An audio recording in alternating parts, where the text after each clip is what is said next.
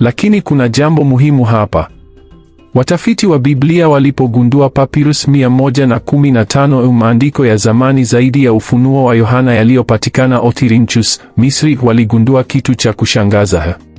Haikuwa 666, iliandikwa 616. Hii ina maana kwamba kunaweza kuwa kulikuwa na makosa au mabadiliko katika kunakili maandiko ya awali.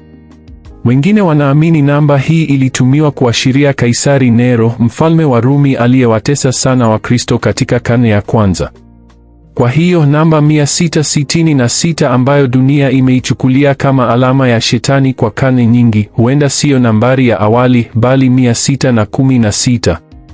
Katika Kiebrania kuna mfumo unaoitwa egatria ambapo kila herufi ina thamani ya namba. Jina Nero Kaisar linajumlisha hadi 666. Mfalme Nero alikuwa anajulikana sana kwa mateso yake makali dhidi ya Wakristo wakati wa utawala wake katika dola ya Kirumi. Mateso haya makubwa zaidi yalitokea baada ya moto mkubwa wa Roma mwaka 64 BK.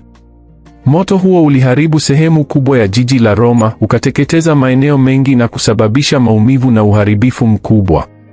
Ingawa chanzo cha moto huo hakikueleweka wazi, kulikuwa na uvumi kwamba Nero mwenyewe aliuchoma moto ili kupata nafasi ya kujenga ikulu zake. Ili kuondoa lawama kwake, Nero alihitaji kundi la kulaumiwa Wakristo ambao walikuwa wachache na hawakujulikana sana, wakionekana kuwa na desturi ambazo Warumi waliona kuwa za ajabu na zisizo za kijamii.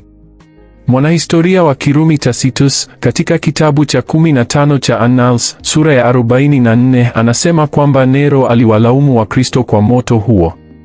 Tacitus anaeleza jinsi Nero alivyowatesa Wakristo kwa mateso ya kikatili na kuwanyonga. Akaunti hii ni mojawapo ya vyanzo vya kina zaidi kuhusu mateso ya Wakristo chini ya Nero. Wakristo wengi walikamatwa na kuteswa kwa ukatili.